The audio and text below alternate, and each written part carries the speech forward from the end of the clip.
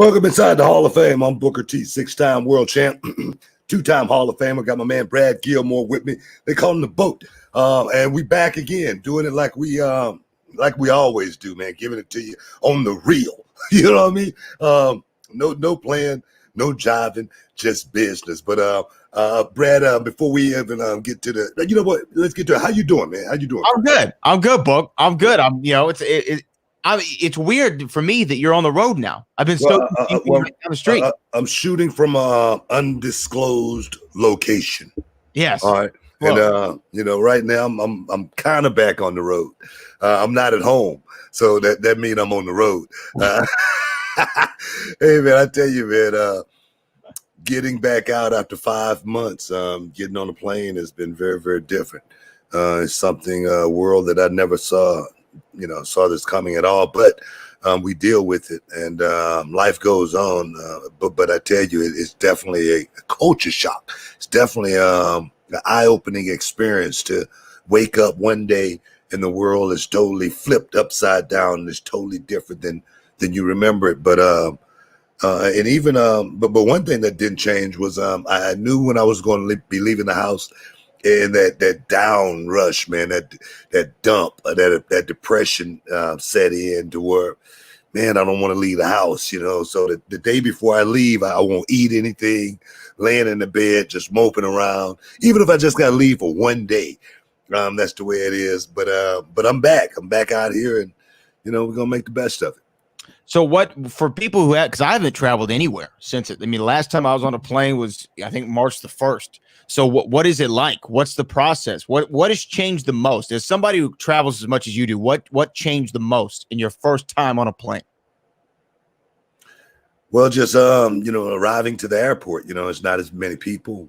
The restaurants is maybe a couple of restaurants that's open, in the area where you're going to be catching your flight from. All the gates are pretty much condensed because a lot of flights have been cut and whatnot. So everything is, close to one spot. Of course, wearing the mask, for 2.5 hours on a plane.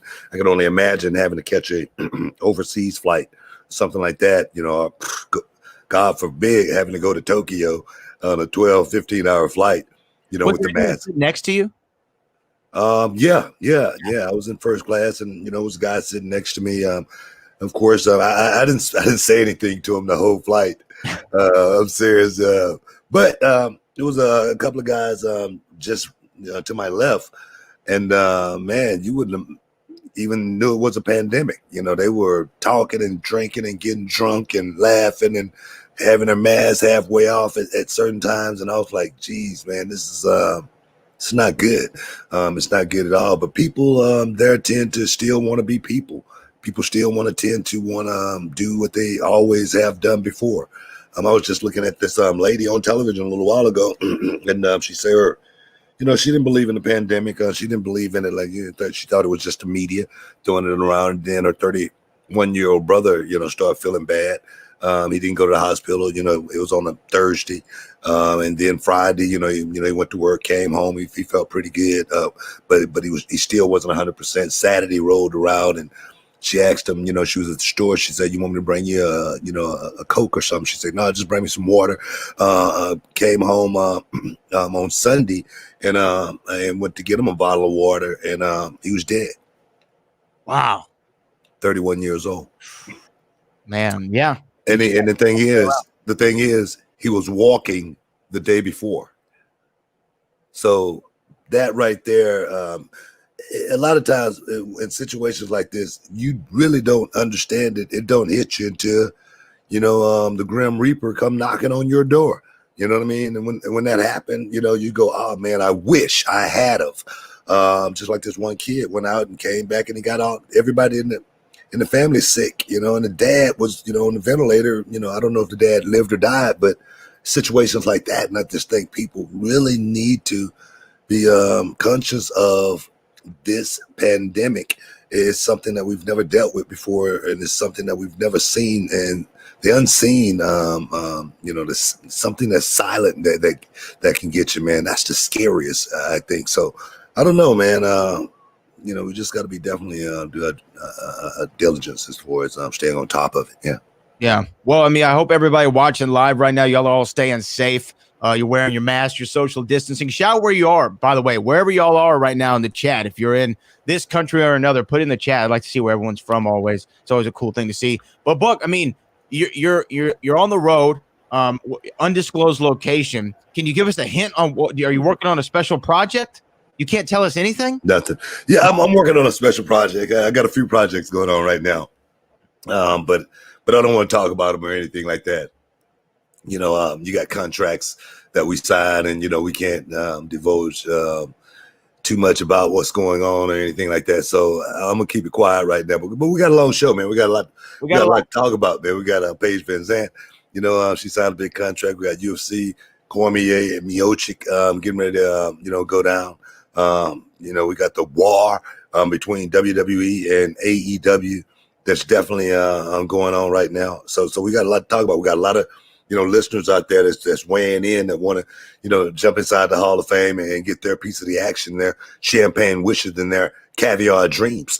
So man, what should we start, man? What should we start? I don't know. By the way, shout out to everybody around the world: Venezuela, UK, the Ukraine, Wales. I think I saw a few other ones. Dalton, Georgia, USA. Dalton, yeah, man. I performed in Dalton many a day, man.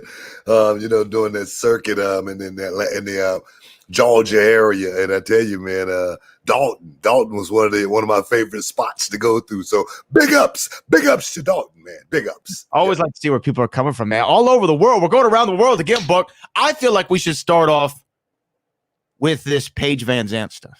Because you and I talked a couple weeks ago to Ariel Helwani, and we said, what was next for Paige Vanzant, and even he wasn't sure, and we kind of thought, pro wrestling could be an avenue for her. She's a beautiful girl, she's athletic, she could get into pro wrestling, and then we thought maybe Bellator since her husband's there, but she has rejected her Bellator offer, and she has joined the Bare Knuckle Fighting Championship.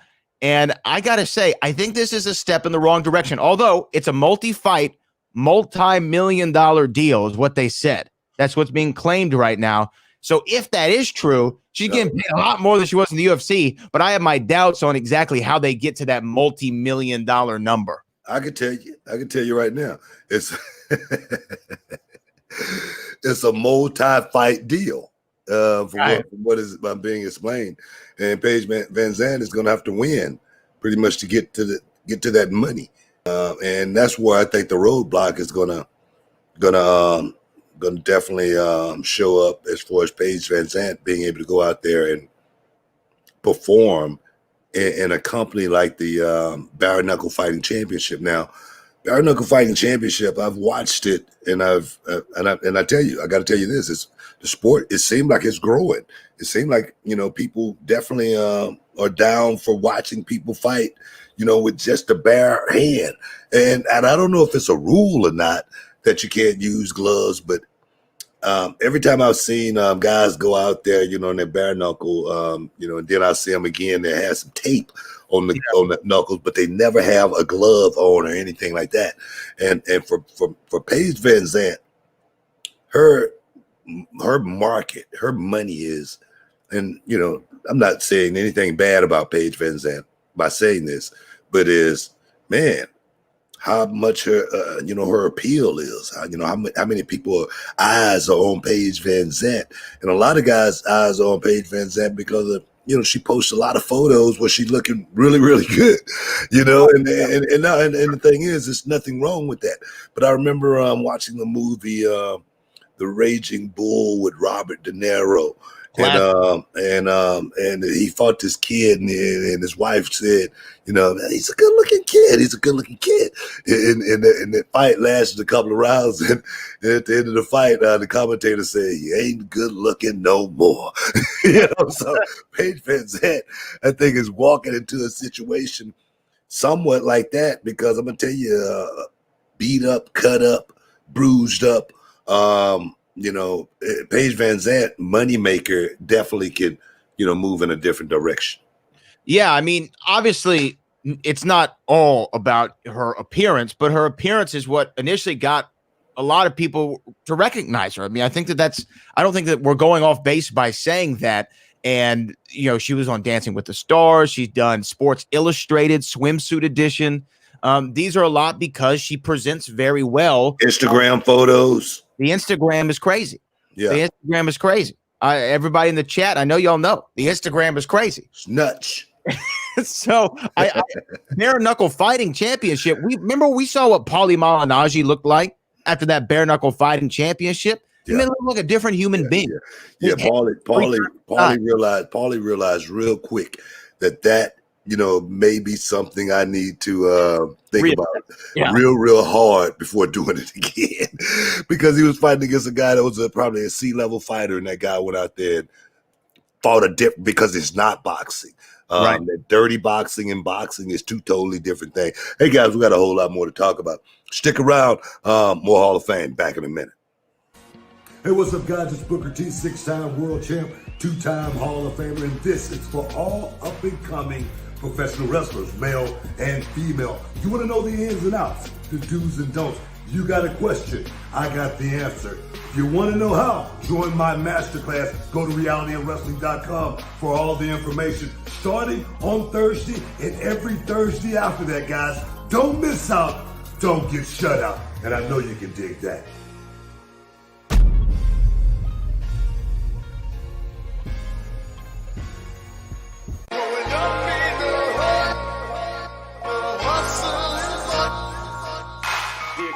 The Academy.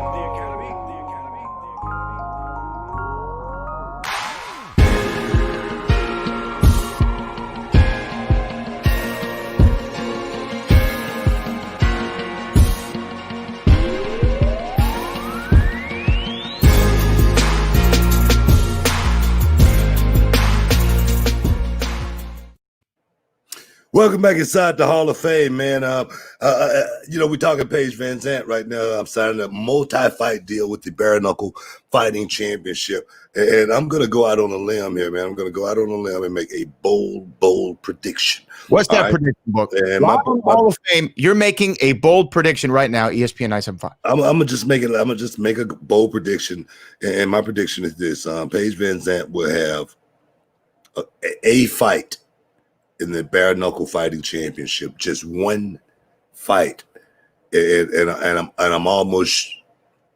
wouldn't say 100% sure, but I'm close to it that will be the last time that we ever see Paige Vanzant fight ever again. And the reason I say that is, I've watched the Bare Knuckle Fighting Championship many times, and it's not about ground and pound.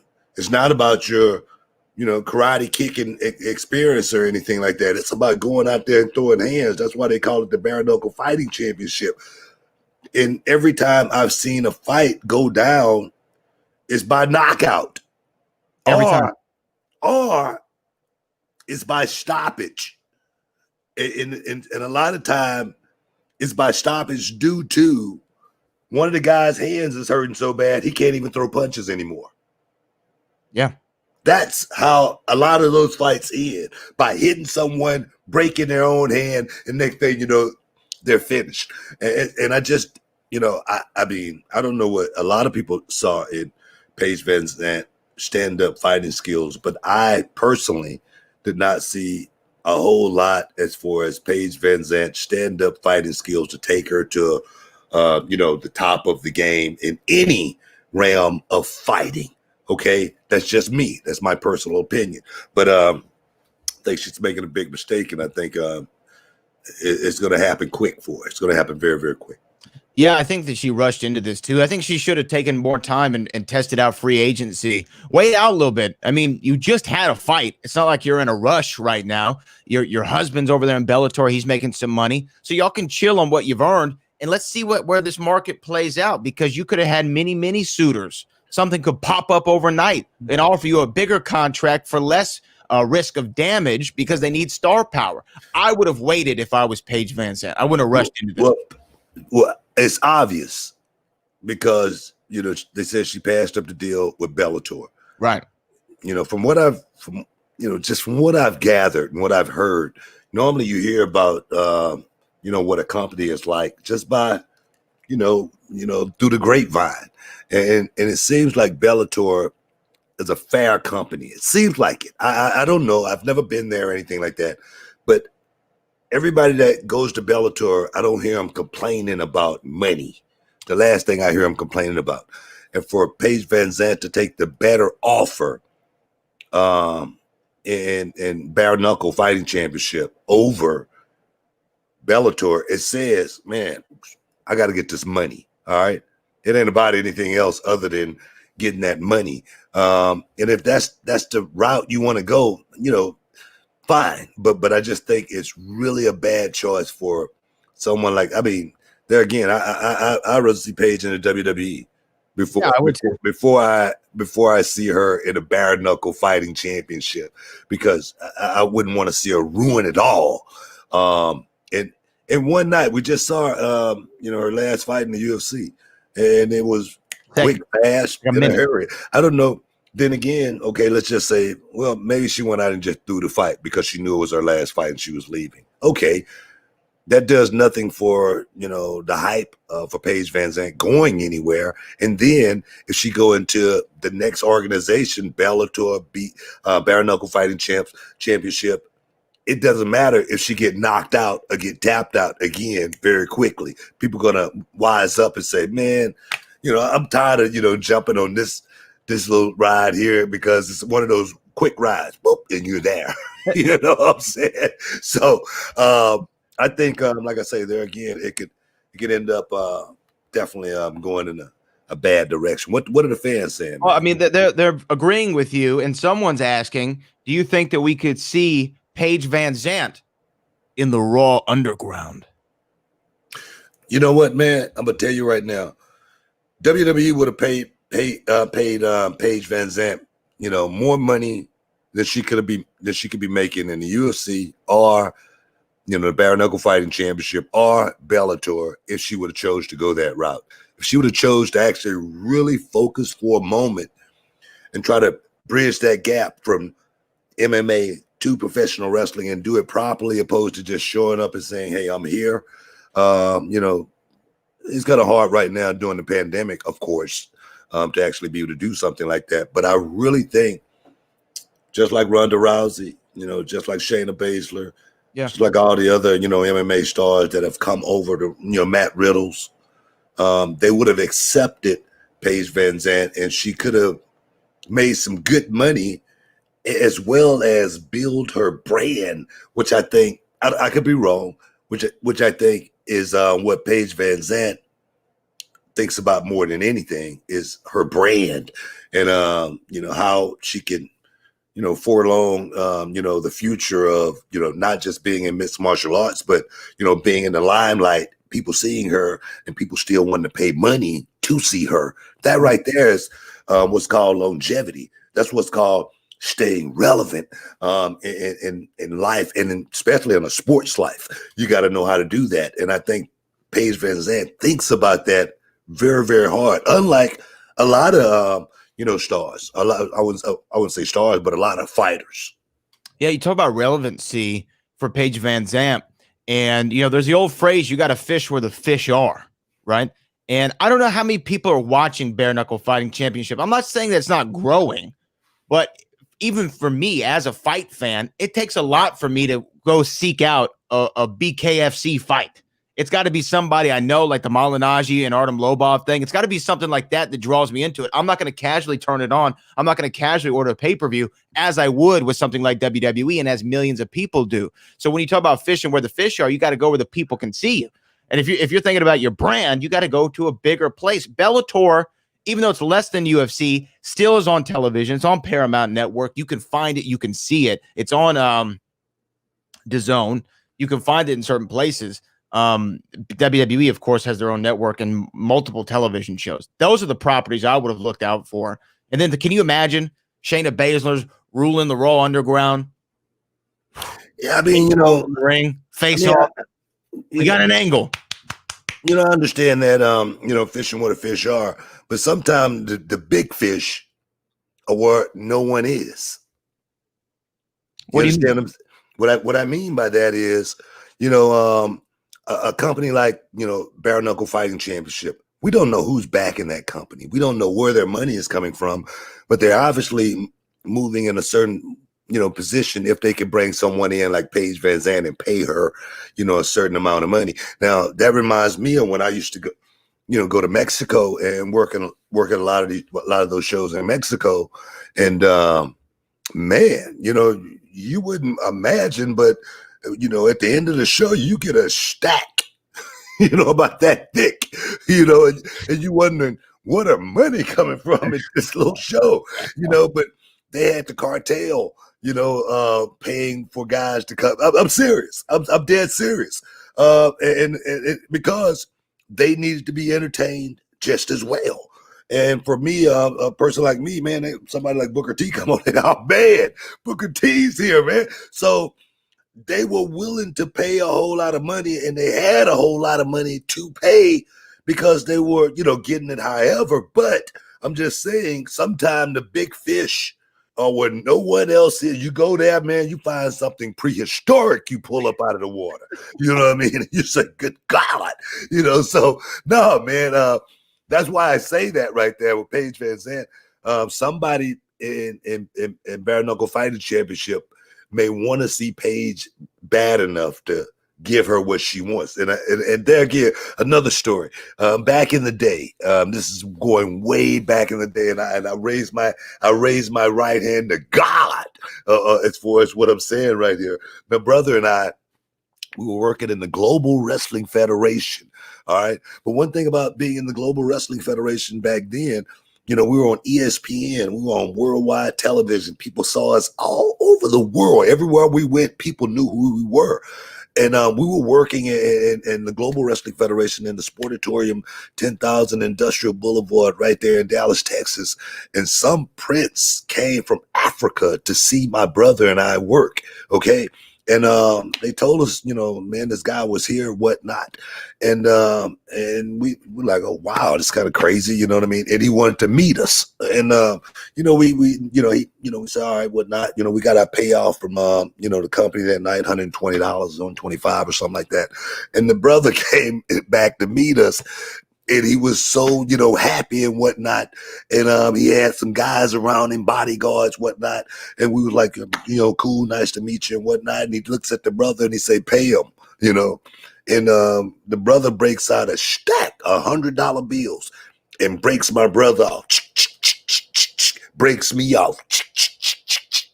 And we wondering what the hell just happened right there. So when people want to see you, sometimes they're willing to pay whatever you want or whatever you need to satisfy their desires. How much was it? We ain't even got to talk about that. Hey guys, stick around. You're in the Hall of Fame. We'll be back in a minute.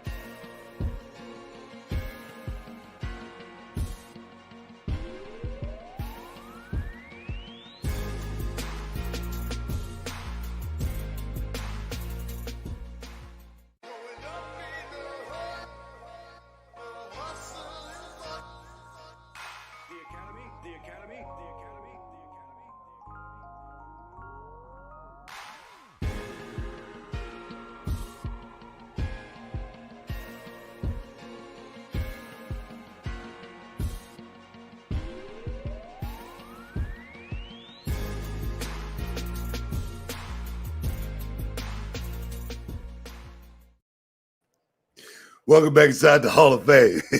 People always want to know the extras. You know what I mean? No, but I can be real with you, man. It's like $500, like $500 a piece. And back then in Global, two guys that was like I said, $125 a night. We were making $125, a night, and sometimes I would wrestle 3 to 4 times, sometimes in that one night, because we were doing TV for the week. And I want to be, if I could be on television every day, Monday through Friday, I would. I was like, man, get whatever you need. And for us to, get, broke off, a piece, change like that at one time, for no reason other than being liked, and somebody coming all the way to, Dallas, Texas Sportatorium to see us, I thought it was, it was a highlight. It definitely was a highlight. I have a question, though, about the African prince who came and paid you and your brother off. If y'all are just joining us, Booker just told the story about an African prince traveled to Dallas, Texas, just to see the Ebony experience. All the way from the bush. All the way from the bush. Did he and his boys, did they look like this? Was it these guys? You know what? They look kind of like that. I can tell you that. I'm serious. No, bro. I'm serious. They were well coiffed. You could tell they had money. All right. You could tell they had a boatload of money just by the way they presented themselves. And I don't think they were some pimps or anything like that. I don't think they were some Wall Street guys or anything like that.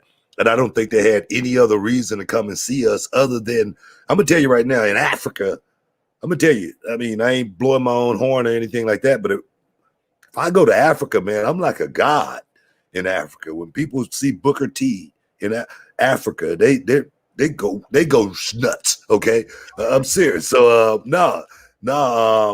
for that to happen, it's not something outside the realm of something like that. So that's why I never tried to look them up or anything after that. I never tried to do any research or anything. It never happened again. Okay, so I took it for what it was, and hey, it is what it is. It is what it is. No, look here. The money was green, and they took it in America. Oh, I love stories like that. Hey, we had a question that came in. Where was it? I'm trying to find it. Someone was asking you we never talked about this because you said the other day about your WCW Mount Rushmore that Ron Simmons would be on there, right? Yeah. And we've talked about the excellence of Dwayne The Rock Johnson. You've had many encounters with D'Lo Brown over the years. You've talked to Mark Henry. They were the Nation of Domination. What was your opinion of the Nation? I've never heard you talk about it. Someone asked in the chat, what was Booker T's opinion of the Nation of Domination? At that time, you and your brother were Harlem Heat over there in WCW, but were you watching Raw and seeing the Nation of Domination, and did you have any thoughts about it? Yeah, I guess I mean, of course, like everybody else, I had thoughts about it. I thought it was a cool faction, especially with Run, elevating Run, to that position. I remember, but Run's always been a guy that, whatever position he's in, he's going to take that position and run with it.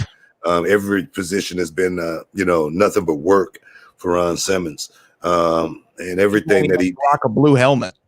Well, when he came in as Farouk, I tell you, man, I was talking to Ron Simmons one day, and he was talking to me about being Farouk and having the blue helmet and totally outside of the character of who Ron Simmons really were, what it really was. And he told me every time he wore that blue helmet out, it motivated him to want to kill somebody. He said when he took that helmet off, it was a whole totally different person. And he used that inside to make him, because he knew that wasn't who he was. But it always goes back to what I talk about with wrestlers. You could have on, I don't care, you could have on a clown suit. But if you go in that ring and, like Doink the Clown did back in the day and start beating the crap out of somebody, you believed it. Okay? That's what Ron Simmons did. He did that very well. Making him the leader of the Nation of Domination was only fitting at that time. Watching a bunch of brothers actually being able to go out and create havoc, yeah, I was definitely off into that. I was like, yeah, man, let him run. Did it get the push it could have, get to rise to the level of being that faction like people talk about in the history and the annals of time. I don't think it got that big. It should have, though. It really should have with the players they had in that group. Rock, D'Lo, Run. a comma from old school. Exactly. Mark Henry, Ahmed Johnson. He was in there. Oh, yeah, he was in there for a minute. Owen Hart was in the Nation for a minute. They didn't discriminate. You know what I mean? Anything like that. It was just a bunch of brothers. But I liked it, man. I liked it. I just thought it could have been so much more. Just like the Main Event Mafia could have been so much more. But sometimes that's just the way it worked out. But I was a fan of the Nation of Domination. Yeah, I actually, when I was young, obviously I didn't get the overtones, right? I didn't understand everything that I was seeing, so I didn't appreciate what the Nation was actually doing. But looking at it now, they were like 20 years before their time. The Nation, you know what I mean? That was a really ahead of its time gimmick or idea for a faction. And then you see all the people who did spin out of it. I mean, mainly being The Rock.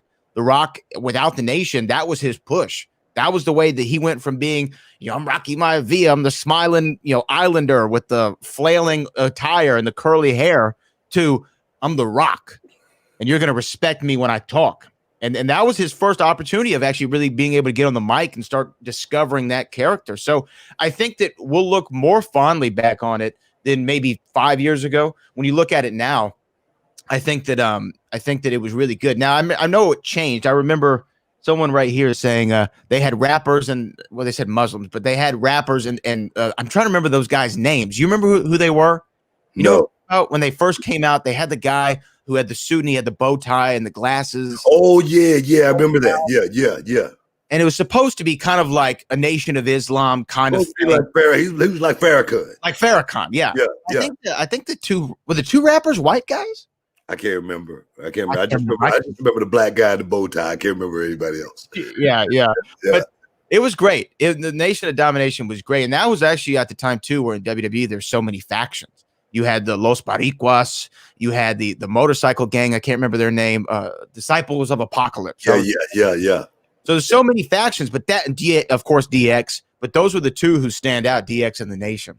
Yeah. No, man. Definitely put Ron Simmons in a leadership position, which I always thought Ron was a leader, any day of the week. You watch Ron Simmons just from afar, you say, man, who's that guy right there? Because he's somebody with some authority. I always respected that brother, man. And definitely I learned a whole lot from Ron Simmons, just watching how he did things and how he took care of business in the ring as well as out of the ring. But there again, just like that photo you just showed, man, the Nation was a huge faction, man. They were huge. I mean, when you just look at that picture right there, now that right there, it's a scary photo. It really is. That's a scary photo. And then inferior, that word right there, man, intimidating, to say the least. And we got to break this up quick. I wonder, I would love to talk to Ron Simmons about some of the, thought that went into that, because that was also his transition from being, Farouk with the blue helmet to Farouk. And then after that, he'd team with Bradshaw and they become one of the most legendary tag teams of that era, right? In WWE, that was the Acolytes, the APA. They were the guys, and they had some of the most entertaining segments too. And that talks to you about, you always want to talk about relevancy. Ron Simmons is somebody who's figured out how to always remain relevant. Even to this day, they will bring him back. They'll fly him all the way to television, write a segment for him just to say one word. You know what I mean? But he's still relevant. And every time he comes up on the screen, everybody in the arena knows who Ron Simmons is. And they can't wait to say damn with him. No, man. Very, very astute note right there, because that right there is the art of the wrestling business right there. And I talk about it all the time with my students, the art of doing nothing. And people want to see it. Definitely, Ron Simmons put himself in that position, figuring it out, and that's what a lot of young guys need to think about when they jump into this business, is how to figure it out. That's what I talk about on my wrestling 101 classes on Thursday nights. Is let's try to figure this thing out from the beginning, opposed to getting like I did. 10, 12 years down the road and figuring stuff out. And I'm like, oh man, why did it take this long for me to actually, figure that out? Try to figure it out from the beginning, and you'll be, well ahead of the game, when perhaps that knock do come. Preparation is the only luck that you're ever going to have in this business, as well as life. Preparation is the only luck that you're ever going to have. So definitely make sure you're preparing for what's around the corner. Even if you don't know what it is, try to make sure you're ready for it. Hey guys, stick around. You're in the Hall of Fame. We'll be back in a minute.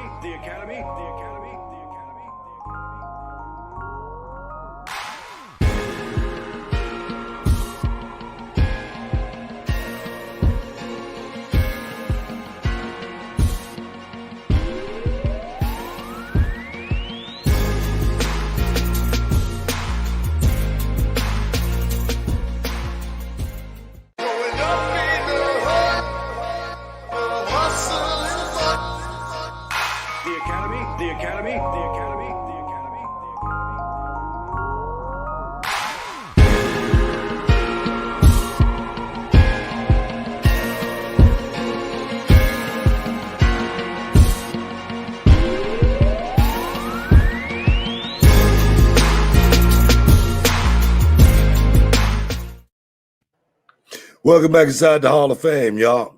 Booker T, 6-time world champ with my man Brad Gilmore. We just rolling down 45 South.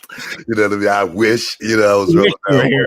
I wish I was rolling down 45 South, man. But I was looking at something Byron Saxton was saying. Yeah. Byron Saxton was saying Charlotte Flair was alienated when she first came into FCW.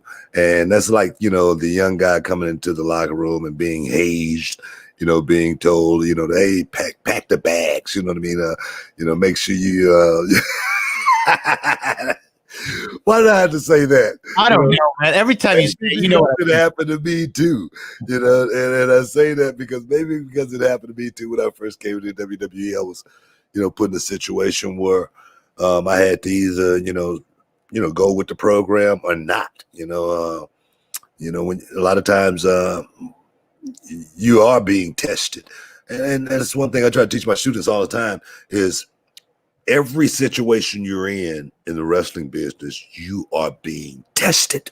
Do that kind of stuff happens to where people got their clicks, and want to play favorites and whatnot. Yeah, of course. Don't be naive. That stuff happens all the time. When someone like Charlotte Flair walks into the locker room and you know who she is, sometimes it may not be alienating. Maybe it could be a slight intimidation, knowing where she came from, knowing perhaps she's only here because, if certain circumstances, whether they're, would she be here, that kind of stuff. Yeah, I can see that kind of stuff happening, even with someone like Charlotte Flair. But someone like Charlotte, I think she proved herself very, very quickly, why she was there and how long she was going to be there. And everybody else had a whole lot of other things to think about other than her just being there.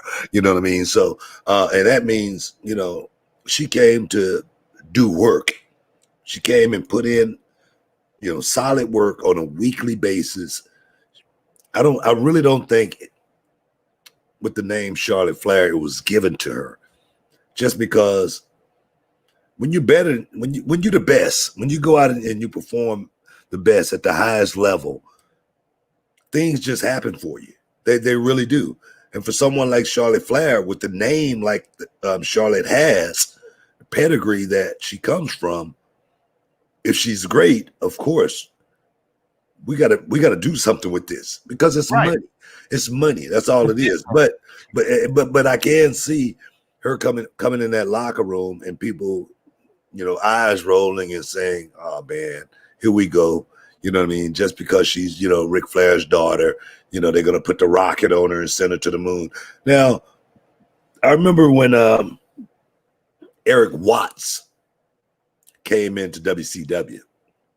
And that's the son of Bill Watts. The son of Bill Watts. Yeah. And they put the rocket on this kid. They was going to put the world heavyweight, the WCW world heavyweight champion on that kid. And Eric Watts was nowhere near ready for a situation like that, as well as his work rate didn't, give a stamp of approval, him being in a spot like that as well. So it was only done just because, and I like Eric. Me and Eric were good friends, but should Eric Watts have been the WCW world champion? No. Could he have been the WCW world champion just because of his father? Yeah, it could have happened that way. I don't see these circumstances anywhere near those circumstances just because Charlotte is great at what she does inside the square circle. I don't think any male or female can deny how good Charlotte Flair is inside the squared circle. But there again, like I said, I could see that happening in the beginning. I did want to ask you about the alienation of certain talent when they come in. But before I do, so we had someone in the chat say something while you were talking about Charlotte Flair, and this is a good idea. And I think we may have talked about this before, but they said there needs to be a Queen of the Ring tournament. Now, you ruined the King of the Ring for everybody else.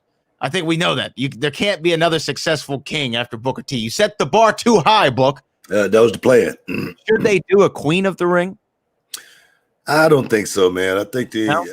You know what, really, honestly, Baron Corbin, he's doing a good job. Yeah. I give Baron a lot of props. I said, me and Charmel, we did the Canvas to Canvas. And one thing we said he needs is a queen to rule. That's the only thing Baron Corbin really needs. He's taken that role, and I tell you, he's done a better job than I could imagine anybody else in the company doing right now. But I do think the King of the Ring tournament is something that's perhaps should be, put in the archives. It was great. It had a great run. And it had a great run for so many years. It did a whole lot for a lot of guys' careers as well. King Booker, it worked out for me because I was relentless in making it work out. I was not going to, in my career, have the one last memory of people remembering Booker T in a crown and a robe and and acting stupid. I just didn't want to leave that impression on people. So I went out of my way to make King Booker something I thought, as a fan sitting outside of the ring watching it would want to see as a wrestling fan. It took a whole lot of, creativity to be able to find that. And a lot of guys, not saying that there aren't great wrestlers or anything today, it's hard to find that kind of creativity, have, get that much time, just say, for instance, King Booker's interest was longer than a lot of guys' matches these days. Yeah. And to be able to pull something off like that, there again, I give myself a lot of credit for being able to do that and leaving that memory toward the King of the Ring tournament. When you remember, think about the King of the Ring, you think about King Booker first. That's the memory that I want to leave, but it could have easily went the other way. It really could have. And that's why I say I think the King of the Ring tournament is something that perhaps should be put in the archives and, saved for maybe a special occasion when maybe that special talent come along that we think maybe we should put in that role, So that's just my thoughts. Yeah, I don't disagree with you. I'm really loving the involvement, though, in the chat. We have a lot of great conversations in the chat. The same guy, though, who came up with the idea of the Queen of the Ring tournament is floating this around. And I saw Charlotte was asked about this a couple months ago when they brought up Tessa Blanchard potentially maybe coming in the WWE. Who knows? But they asked, do you have your sights set on maybe the World Heavyweight Championship in WWE? Now, I don't remember her answer, but I remember the question being posed to her. That kind of brings up Charlotte Flair. Yeah. Yeah. Should she be the WWE champion? Not the women's champion, but the WWE champion. And I'm seeing people in the chat saying that she is world champion material, better than TNA's attempt at it. Yes, she should be the world champion. We were talking about this on Monday, and we only got to it briefly with Lance Storm's thoughts on intergender wrestling. And I think this kind of swerves kind of back into that conversation. If you don't mind, I'd like to say, I think that what you said on Monday about intergender wrestling maybe working more on the independent level where there aren't as many well-equipped women who are experienced inside the squared circle to work for up-and-coming women who are rookies in this game. Maybe you work with the guys then on the independent shows to try to get that experience under your belt. But I'm really not for this talk of we should have one championship, only one title for the men and the women. I don't like this idea. That's just ridiculous. It's ridiculous. It's nonsensical. So okay, now Charlotte Flair, she goes and beat Randy Orton. Right. And it ruins Drew McIntyre. Drew McIntyre. It ruins these guys' careers forever. Okay, now she's going to have to go against Braun Strowman for the title. This is not Wonder Woman. Okay, this is not, this is going out and trying to make people believe that they're watching a simulated fight between, two people, two equals.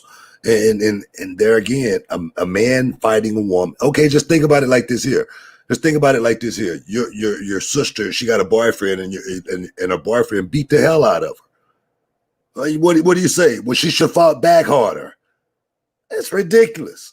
She's bigger than him. It's a great point. It makes no sense. Some man put their hands on my mom or my sister. It should be a problem. And if anybody out there think it's okay for a man to fight a woman and it's a fair fight, it's a problem. And I just need people to think about that. Think about it in that sense right there. And maybe you would take a step back, just like, with this COVID thing. It's okay, it's fine, everything is fine. And dandy till your brother, sister, mom dies. And then all of a sudden, what the hell am I thinking? Well, why did I think like that? So can you imagine Clarissa Shields fighting Deontay Wilder? Okay. I mean, look at it from that perspective just for 1 second. And if you don't understand it, I have wasted my time. Hey guys, stick around.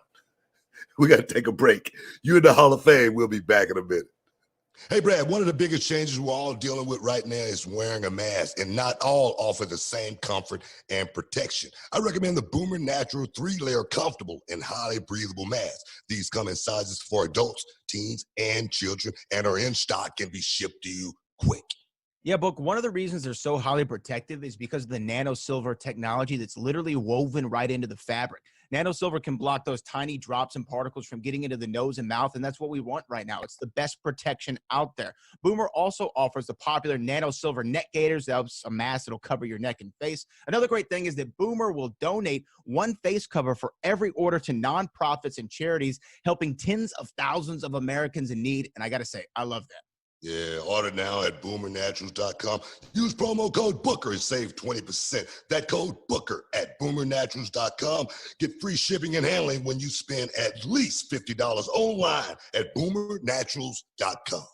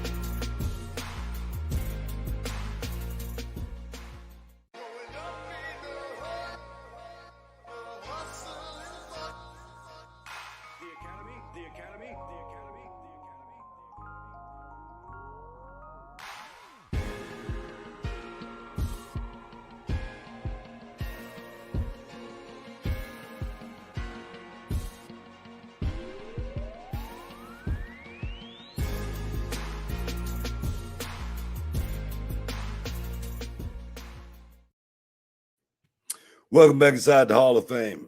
We just rolling, trying to make do with what we got. You know, we just a small company here in H-Town, but we work hard for our artists. What's up, man? Hey, you know what? We do work hard for our artists. We work hard to build our brands, right? We built the brand of reality wrestling. We built the brand of the Hall of Fame. You've built the brand as Booker T for now almost 31 years in this industry, right? The name Booker T has been branded to you. I've been trying to make a brand too, Book. And you've been giving me the shout every day we do this show. That's the boat, Brad Gilman. And then what do I do after we finish our show Monday? I turn on Monday Night Raw, and what do I see? I see Lana, Mickie James, Natalya, and I saw Natalya say that she is the boat, the best of all time. She said that about herself. Now, that you could argue that point if she's the best women's competitor of all time. But there's only one boat, Book. There's only one boat. And I had to hit Natalya up and let her know that I didn't appreciate the gimmick infringement that was on my good name. Had you trademarked it yet?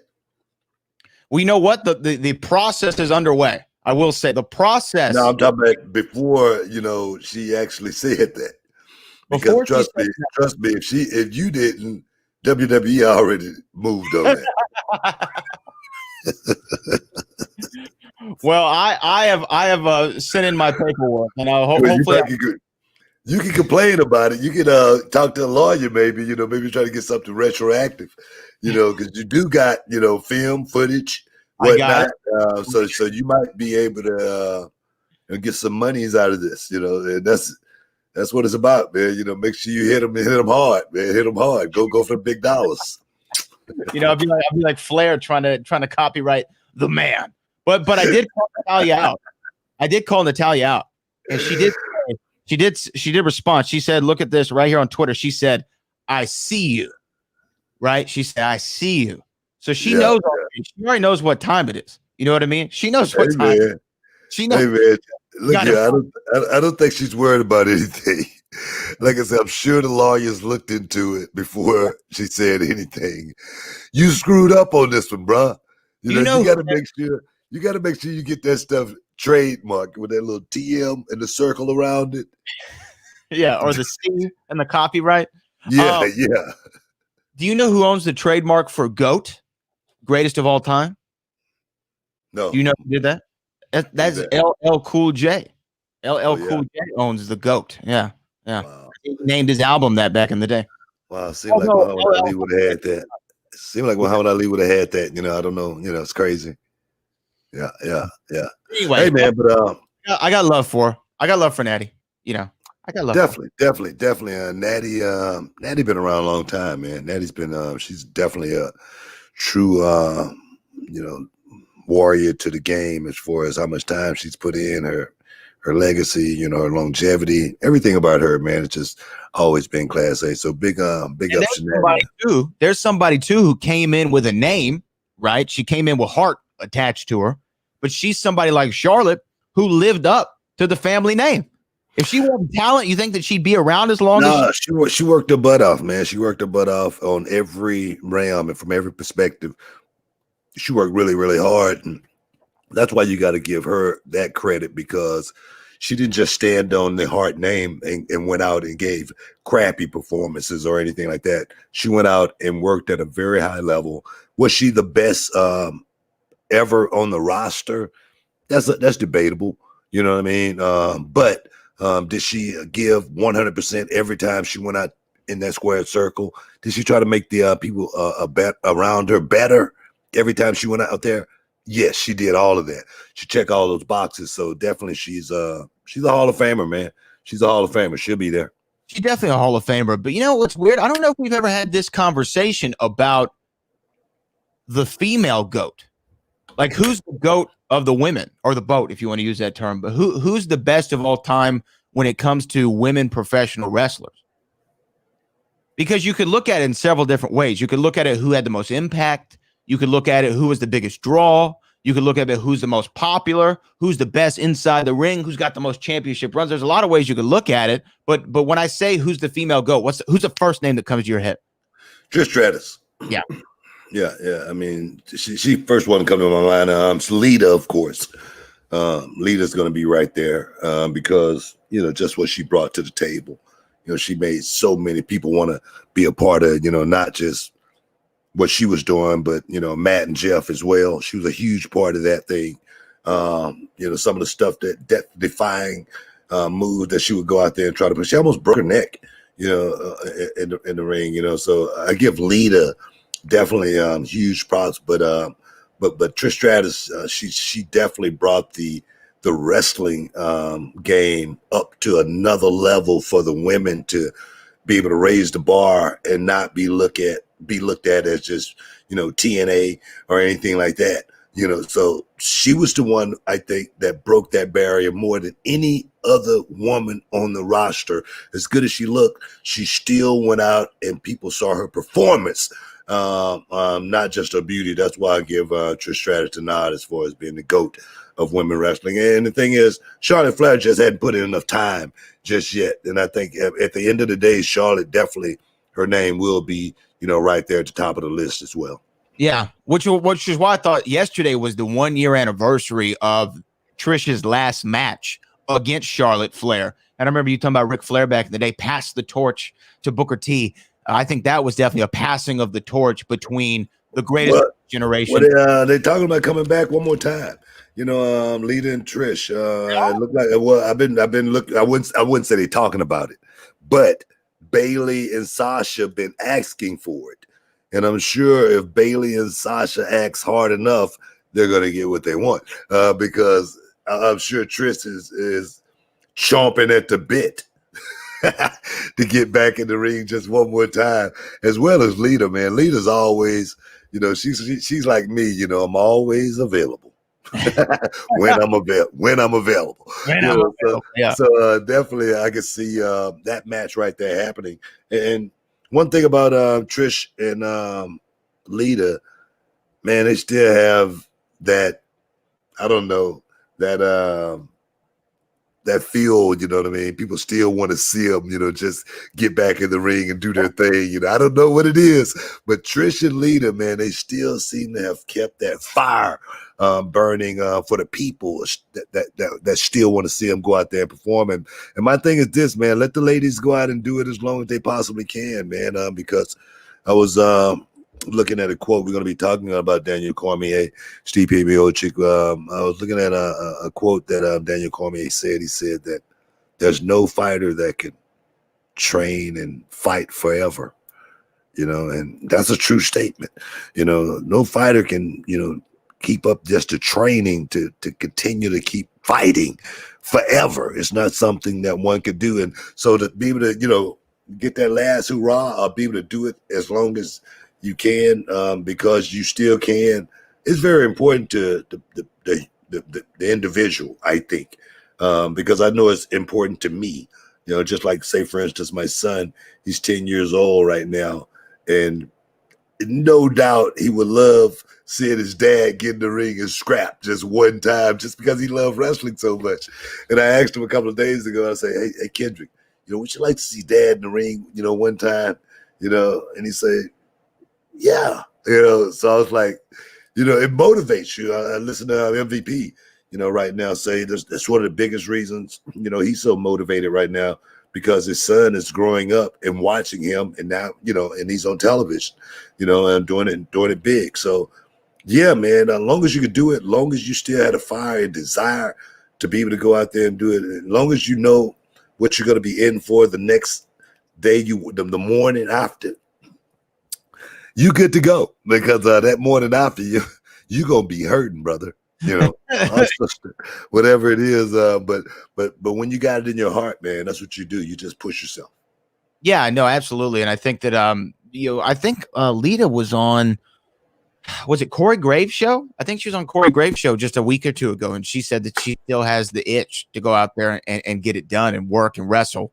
So I do like the idea of, team, I think they call themselves Team Bestie, of Lita and Trish versus the Golden Role Models, Yeah. Sasha and Bailey. That could be something down the road. And the thing is, and I said I was never gonna mention Sasha Banks' name on my show ever again, but I'm bigger than that. I'm like Joe Biden. I can forgive. Well, I think that is a great time to take a break. You gotta stick around. You're the Hall of Fame. We'll be back in a minute.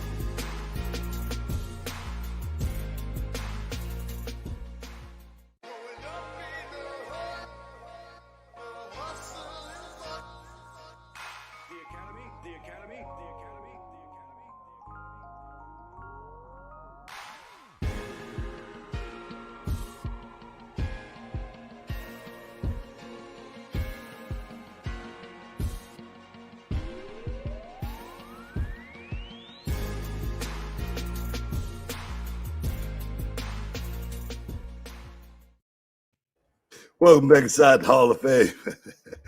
Hey man, You're chuckling over there, aren't you? well, serious, man, it's crazy, man. Whole lot going on in the world of mixed martial arts. Colby Covington, Woodley, it's gonna go down sometime this year. Anything else? I was listening to Tyron Woodley talk, and he said this fight with Colby Covington is the most important fight of his career. Is that a true statement? You believe that? I think it is. I think it is because first off, they've wanted to go at it for so long now. This fight has been rumored. It was going to happen last year. And then Colby, or 2 years ago, whenever that was, Colby Covington got the issue with his sinus, had to get surgery. They strip him of the interim title. We were going to have a unification fight between these two guys. Ended up getting the Kamaru Usman fight with Colby, which was even better than I think this one could ever be. But there's so much bad blood between these two guys. There's so much talk. And I think this is a do or die for both of their careers. Colby Covington talked so much smack leading up to that Kamaru Usman fight, and he went out there and he had a great fight. He did have a really, really good fight. But what happened at the end of it? He got his jaw broken and he got stopped in the 5th round. Yeah. It doesn't matter how well you did up until that moment. That's the moment that people remember. And to me, it's a bit of an embarrassing moment for somebody who talked as much as he did. Now let's go to Tyron Woodley. Tyron Woodley at one time at 170 was the untouchable man. You could not break this man. You could not bend this man. They fed Wonder Boy to him twice just to try to get him to lose, right? The first fight was a draw, which I don't think that it was, but they tried to get him to lose to Wonder Boy. Kamaru Usman got the job done, and then he loses to Gilbert Burns, right, in a pretty dominant fashion. Gilbert Burns dominated the former welterweight champion. So for this fight, for both of these men, I think it's the biggest fight in their career, and it's do or die for them. It's Tyron. The way, yeah, I think so as well. The way I look at the Colby Covington fight totally different, man. I really do. Versus Kamaru Usman, just because people did not really know what Colby Covington was bringing to the table. All right. People really thought this guy was a gimmick.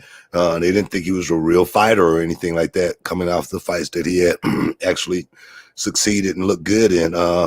People didn't think, Robbie Lawler was, the fighter that he once was. And perhaps that's true.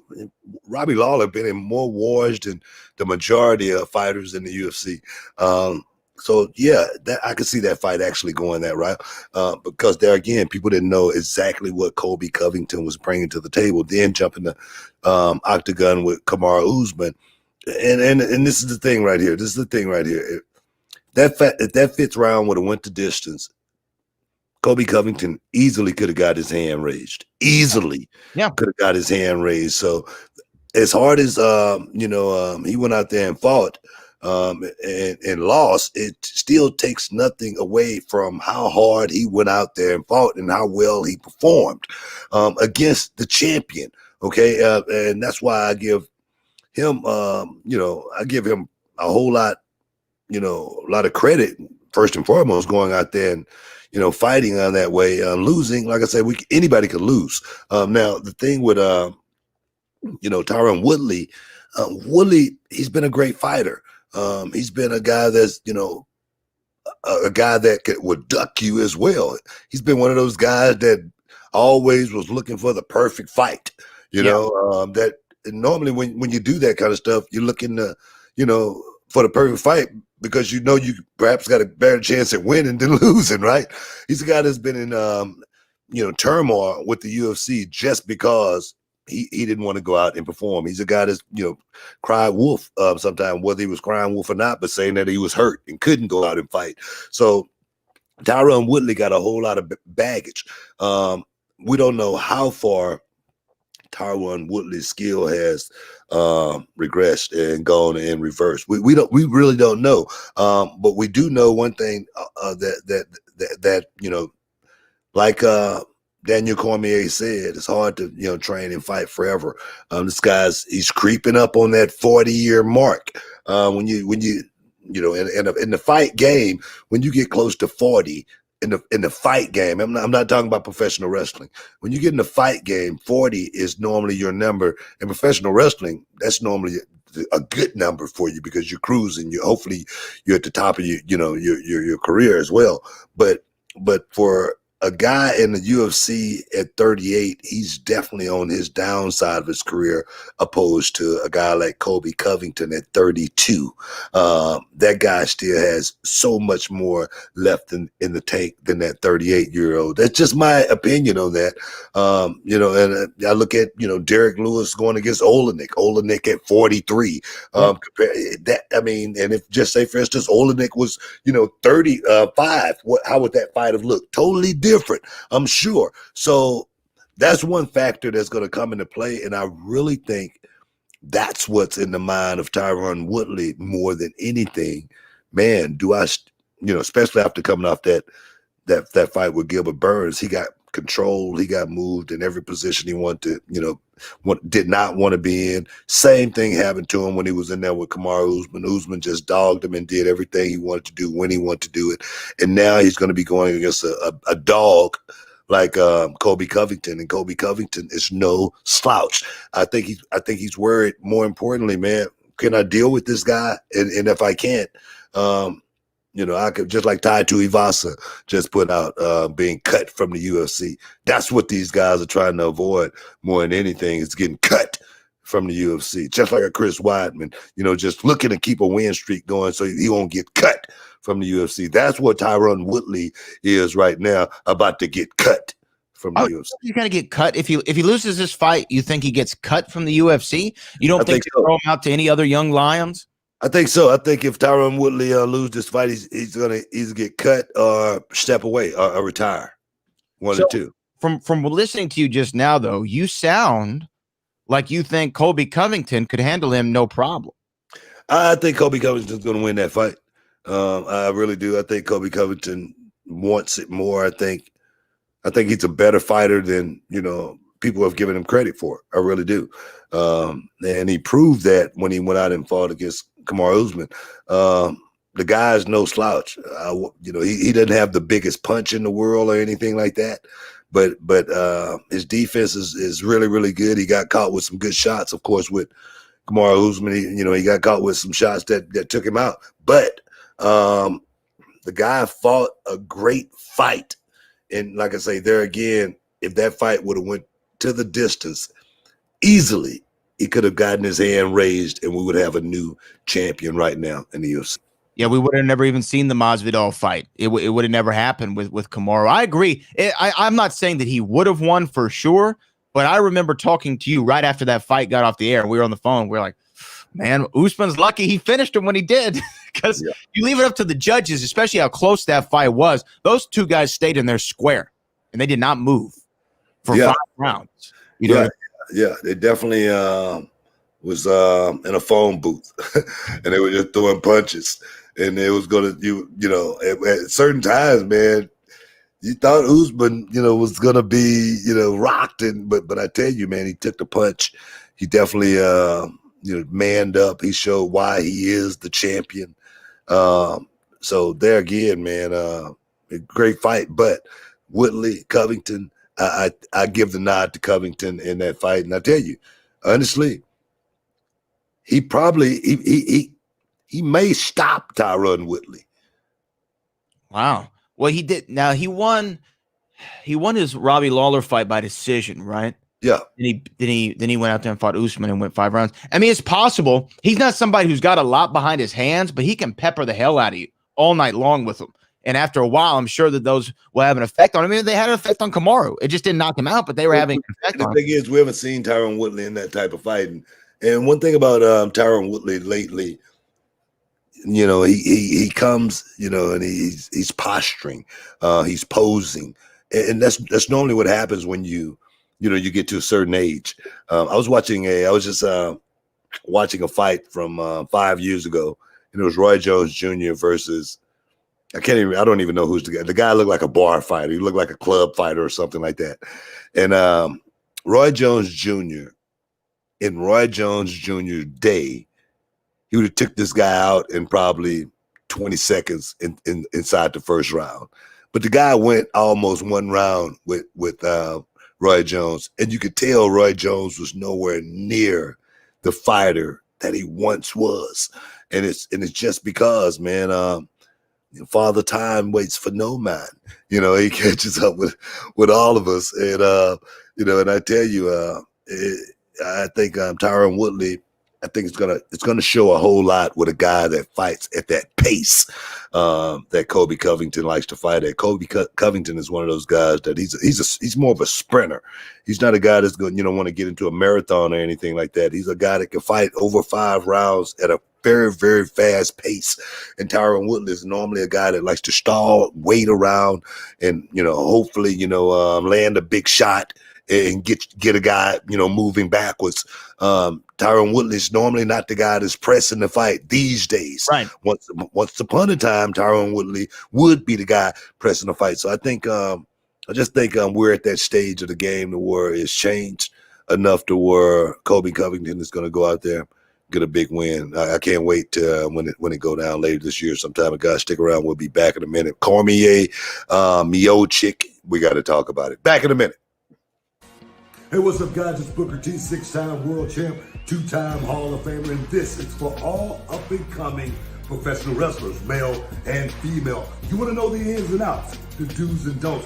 You got a question, I got the answer. If you want to know how, join my masterclass. Go to realityofwrestling.com for all the information, starting on Thursday and every Thursday after that, guys. Don't miss out. Don't get shut out. And I know you can dig that.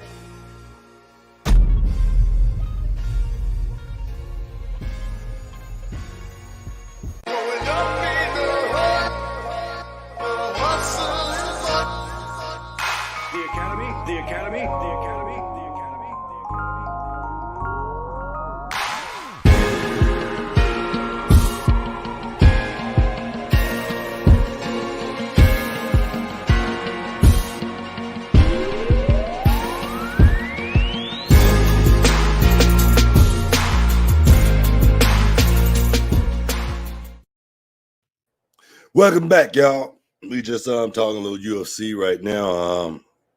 UFC getting ready to go down, man. I tell you, the main event, the trilogy, is going to be an awesome knockdown, drag out. I think, just because when you stop a guy, you know in your heart you can beat him, and then you come back and fight him, and he stop you, and you go, wait a minute. That wasn't supposed to happen. Right. Let's regroup and run it back one more time. Normally the most intriguing fights when something like that. The trilogy is one of the most intriguing fights out of all the fights. The rubber match between these two guys right here. There again, Cormier, he's at that number. But Cormier, one thing he's going to always be able to rely on is his wrestling skills. And what? I thought you were going to say one thing he can always rely on is his weight. I thought that's what you're about to say. I'm like, yeah, he's got a lot of weight on him. I mean, the boy's big. Oh, man, I ain't going to play him like that, man. One thing Cormier has always been able to deliver as far as, in a fight has been his wrestling. He's always been able to balance, the fight with his wrestling. He's always been able to throw you off, kind of like Khabib. Khabib can always balance the fight because, he always got the ace in the hole.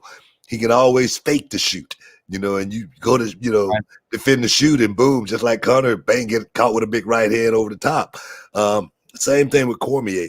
I just wonder, after that last fight, what strategy Cormier is going to bring to the table. He said, get ready, to wrestle.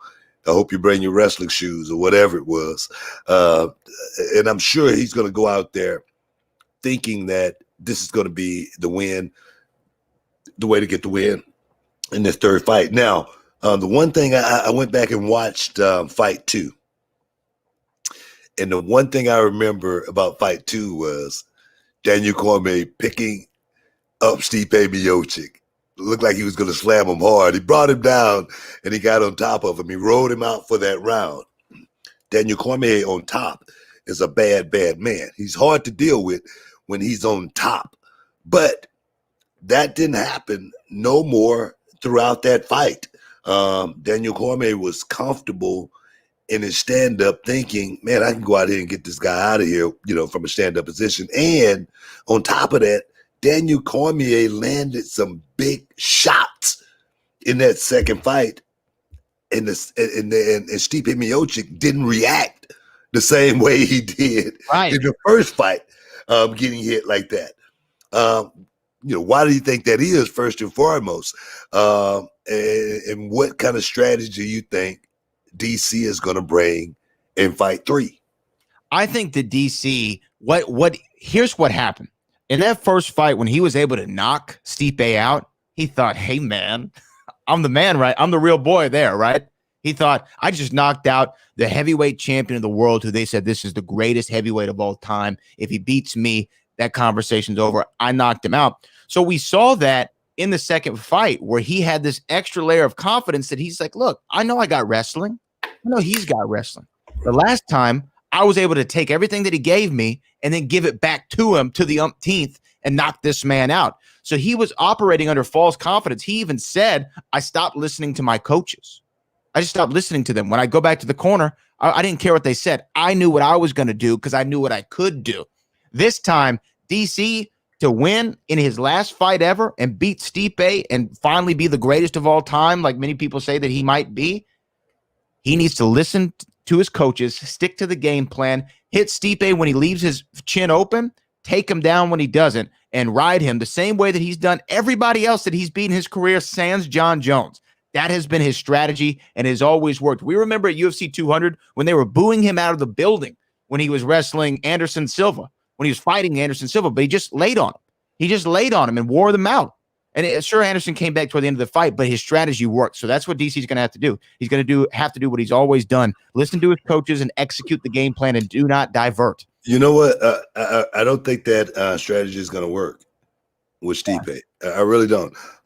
Because one thing about wrestlers, caliber of guys like DC, not like a Khabib, a guy like DC. And I say that because Khabib is, still a relatively young man. Okay. Khabib can go out there and press himself for 5 rounds if he need to.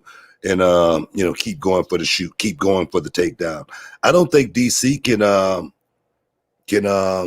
manage the takedown over 3 rounds and have enough energy to fight for 2 more.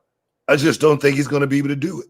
I think, at that age, trying to grapple with a guy that's you just laying on and not actually doing anything, and you're getting tired of trying to hold him down as well as, not landing any shots as what happened in the last fight. Even when DC got Stipe on the mat on his back, still couldn't land any big shots, right? Because Miocic is a pretty big guy himself. He was able to hold, DC from, landing big shots or big elbows, take any big shots on the ground. And I just do not think that DC is going to be able to hold him down for 3 rounds and still have enough energy to go out and fight for 2 more, because I don't think after the first 3 rounds, he's not going to be able to shoot as hard as he did those first 3 for the last 2. It's just not going to happen. And I just think the wrestling of Stipe Miocic, he's not the greatest wrestler in the world or anything like that, but we haven't seen anybody outside of Daniel Cormier take down Stipe Miocic. You're right. You're right. And Stipe's gone up against pretty stiff competition in that heavyweight division, including the man who everyone thought he was going to knock his head off, Francis Ngannou. He figured that puzzle out and gave him his first big loss in his career. And after that, it took a couple fights before Francis was even ever the same again. And I think that that's also a big question, is how much in DC's head is Stipe Miocic, not from a physical standpoint from fighting the man, but just losing to him in the way that he did. How much does that loss carry on him? Is he going to be afraid of Stipe? Is he going to run from him at all? These are questions that I'm sure that will be answered this Saturday in the main event. But I think that DC, I don't know. You bring up a really good point about his gas tank. I'm not sure. Now that I'm thinking about it, he is past the 4-0 mark. And I don't think I'm going out on a limb saying this. This is why I thought you were going to say weight, because he's heavier than he's ever been. I mean, if you see DC right now, he looks pretty heavy. He's got to be 265, 270, maybe a little bit less than that since he's in fight week. He may have dropped 15 pounds or so, but he's still a little bit heavier than he was in his prime. And I wonder what that does do for the gas tank. I don't know. And he's been doing a lot of media. Do you know what I mean? And I don't mean like doing interviews. He's been hosting shows. He's doing the commentary. He's doing the ESPN show, the detail show that he goes into. I wonder how much of that, the auxiliary stuff. He's been doing a show with Ariel Helwani every Monday, talking about all these other fighters. How much of that time away from the gym and away from the training room and away from his coaches going to impact here when Stipe, he lives in Cleveland. There's not a lot to do out there, especially in a pandemic. You know what I mean? And I need a firefighter, so the man's got to stay in great shape. He's got to stay active. He's got to stay ready. And all he can do is train. If you see him doing any interviews, he hasn't had a haircut in forever. The man is probably ready. And he's been sitting there waiting for DC to come on so he can finally put to rest. He's the greatest heavyweight of all time. And that's my question to you. If he beats Daniel Cormier for the second time in a row, retains that heavyweight championship, do we have to put him in that conversation as the best at the heavyweight division of all time? DC. No, Stipe. Oh, he's had a hell of a run, outside of the loss to DC, and then to come back and avenge it, if he can go out and stop DC and get a big win by knockout, I think you would have to make him the greatest heavyweight of all times. I mean, let's look real quick. Let's just look at his fight record as of late. If you look at that screen, so he loses to JDS, but then here's his run. Beats Mark Hunt, beats Andre Arlovsky, beats Fabricio Verdum, beats Alistair Overeem, then beats JDS and avenges that loss. Francis Ngannou loses to DC and then beats him in the rematch. That's a really good run. Yeah, definitely a big run. And the JDS, that knockout was it was brutal. Man. Yeah, it was brutal. And JDS is a guy that can, handle his hands very, very well. Alistair, that was his shot. That was Alistair's shot to become the UFC heavyweight champion. And that just goes to show you how much man Stipe Miocic really is. And to be able to pull that one off. And then everybody thought that mean, nasty African, including myself, was going to go out there and wreck shop. And Stipe Miocic figured that puzzle out, just like you said, and he honestly made it relatively look pretty easy. That fight, he didn't look like he was in jeopardy at any point in time in that fight, you know. So, man, he definitely his name is definitely in the conversation as far as being the greatest heavyweight of all time. I can't see anybody else matching up stat-wise with him in the heavyweight division. So, yeah, that makes him the best that ever did it in heavyweight, in the UFC. I guess, you know what I mean? It's still for me, it's, a company got to be around more than 20 years or so for me to start talking about the best of all times. That's just me, because it's just so many more fights out there, hopefully for me to see. Yeah, I think that sometimes it's a little premature, but we actually got to take a break, Book. We actually went a little bit over time there. No, so stick around. We'll be back in a minute.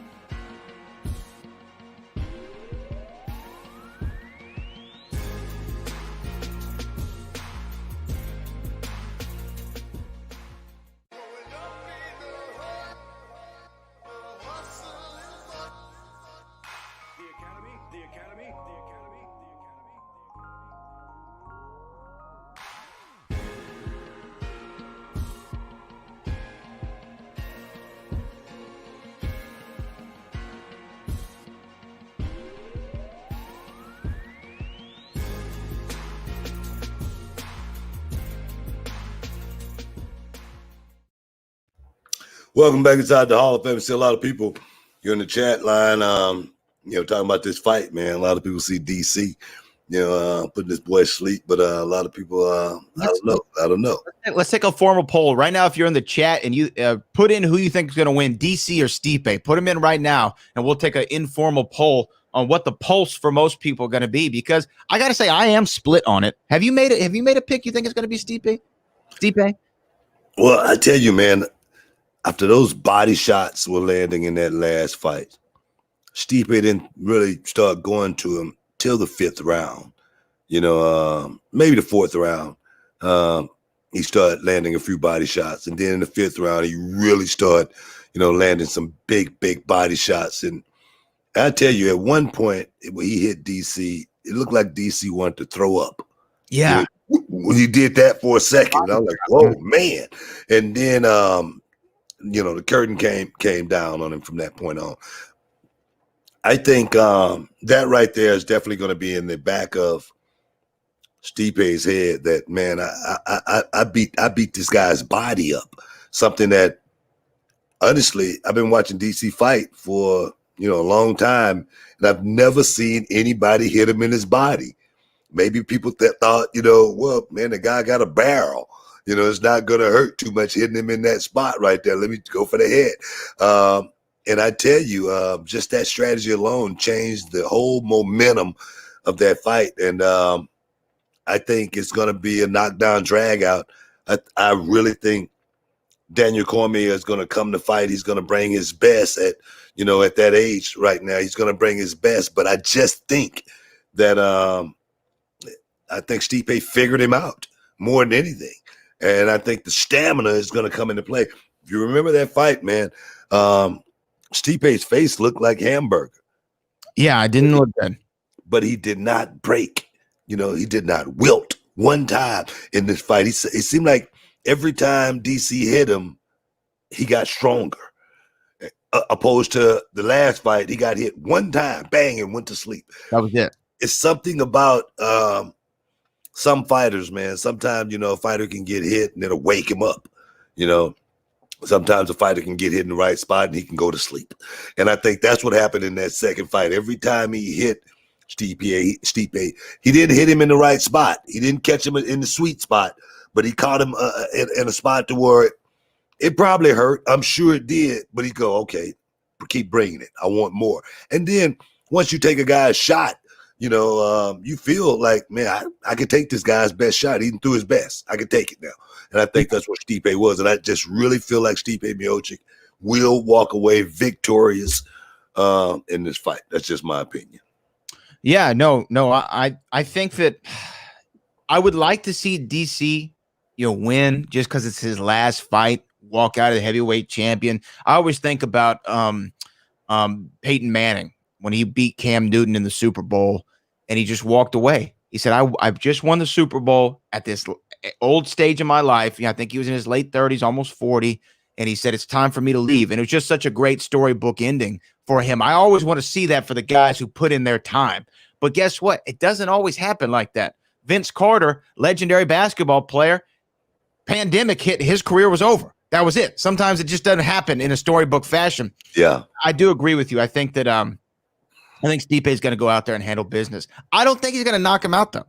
I don't think he's going to knock him out. I see it going the distance. I don't know why. I just think this fight's going to go all the way. I think that they've learned so much from one another in their first two encounters. They're going to be a little bit timid in that first round, start putting each other out in the second, and then third, fourth, fifth, that's when they're going to start going at it, I think. Now, I could be wrong, but I think that it's going to go the distance, but Stipe is going to get the victory. Hey, man, like I say, I could be wrong. I'm not saying that, that Daniel Cormier can't win this fight. I'm not saying that at all. But I just feel like the odds, after the last fight, it's going to weigh in Stipe's favor. But it's a fight, man. Any given Sunday, it could go either way. Saturday in this case, but any given Saturday, man, one guy can walk away the best guy, and it's just the way the fight game is.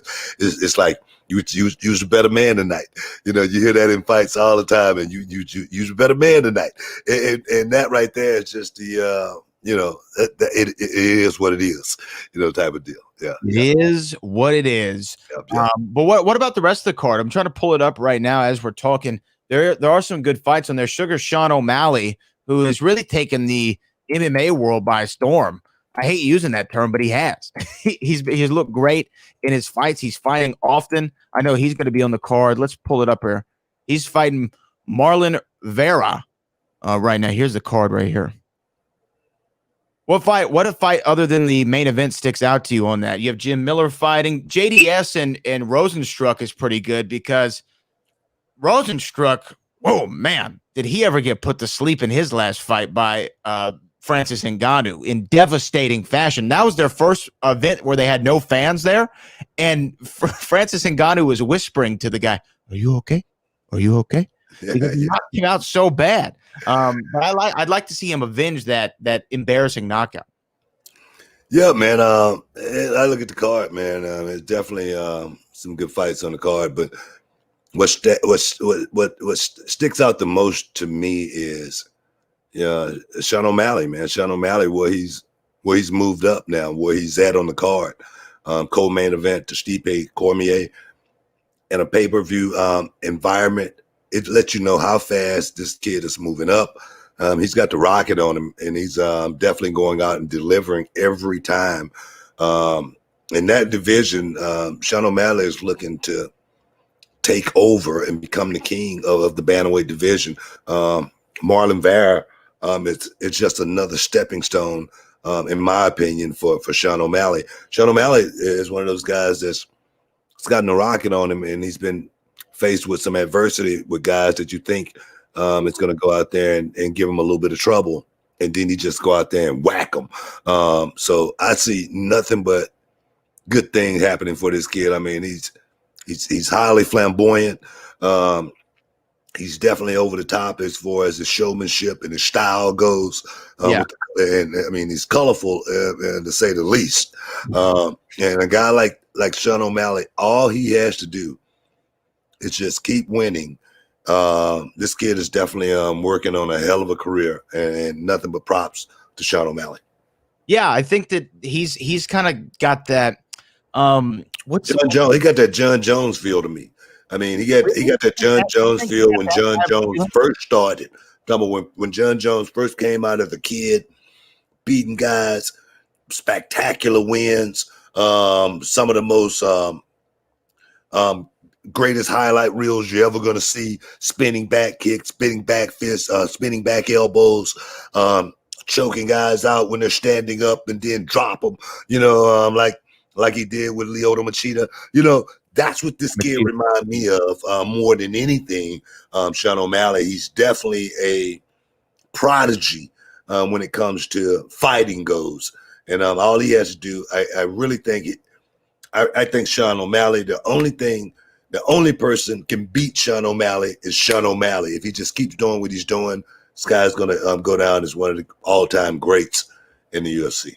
Well, you know what? We got a big card this weekend. We're going to see it all go down. UFC 252. I think it's on ESPN Plus exclusively. That's where you can find a UFC pay-per-views. That's a free plug, by the way. But I'm going to be watching it. When you get back in town? Are you coming back quick? Yeah, I'll be back Thursday. You'll be back, so you'll be checking it out. Oh man! By the way, have you checked out? I know we only have 2 minutes left of the show. Have you seen this David Arquette trailer for his new movie about him being a wrestler? Yeah, I did. Yeah, yeah. Well, I didn't see the trailer. I just saw the poster. Yeah, like it's like a poster. Yeah. The trailer, it's called "You Cannot Kill David Arquette" is the name of the documentary. It looks fantastic.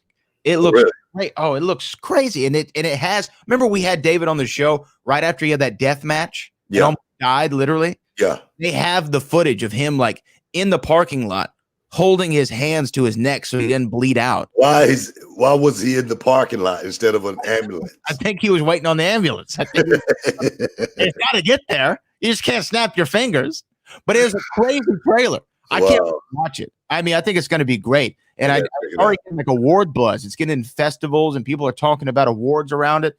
So maybe next year he's going to go on a run and revitalize his wrestling and entertainment career. Nah, man. David Arquette said he calls himself a genius, so I believe him. You know what I mean? The guy's been around a long time and he still seems to be moving forward. He's not letting anything hold him back and he's not living on the past. So big ups to David Arquette. Keep doing what you're doing, bro. I got nothing but respect for that man. And there are a lot of people in the world, they know why. But we got to get up out of here, man. We got to get up out of here. We've had a lot of fun. Thank you, all the listeners, all the comments, man. Keep bringing them, man. Keep being a part of the Hall of Fame on a weekly basis. We're going to keep bringing you hopefully the best that we possibly can bring you on a weekly, guys. I want to thank Brad Gilmore as well as Shine the Gloss. You know what I mean? A lot of people been asking, man, what does Shine the Gloss said? And to that sponsor, come back with the check. We ain't shining up nothing. Hey, guys, we appreciate y'all for sticking in the Hall of Fame. And we'll see y'all next week. We out of here.